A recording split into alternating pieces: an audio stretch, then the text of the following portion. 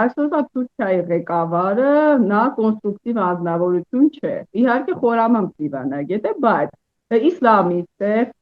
ծայրահեղական դիրքորոշումներ ունի, երբևիցե աչքի չի ընկել Հայաստանի հետ իր կոնստրուկտիվ հարաբերություններով։ Գիտենք Թուրքիան մեծ մասնակցություն է ունեցել 44-օրյա պատերազմի ընթացքին, չնայած դրա որևէ իրավունքը չուներ, այսպես ասած, միջազգային իրավունքի տեսանկյունից, եւ Ռեջեփ Թայիփ Էրդողանը միշտ էլ խոսել է այսպես կոչված Զանգեզուրի միջանցքի մասին, նշել է, որ եթե Հայաստանը չհամաձայնվի բացել միջանցքը ճակերտավոր, մենք դա ուժով կանենք, դա այն նույն Ռեջեփ Թայիփ Էրդողանն է, որի հետ այսօր Հայաստանը վարում է բանակցություններ։ Ակնհայտ է, որ Թուրքիան չի ցանկանում բացել հայ-թուրքական սահմանը, որովհետև դեռ տնտեսապես դա ավելի ձեռնտու է իհարկե Հայաստանը։ Մյուս կողմից միջին միջանցքի գործարկման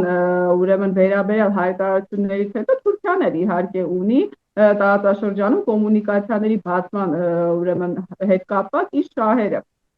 Այլ հարց է, որ Էրդողանը չի ցանկանում բացել սահմանը, դեռ ցանկանում է որոշ զիջումներ ստանալ արևմտյան գործընկերներից, որովհետև ակնհայտ է, որ հայ-թուրքական process-ը տեղի է ունենում Ամերիկայի, եվրոպական երկրների ճնշման ներքո, քանի որ նրանց ձեռնտու է, որպեսզի Հայաստանի շուրջ այս բլոկադան բացվի, որպեսզի Ռուսաստանը կորցնի իր ազդեցությունը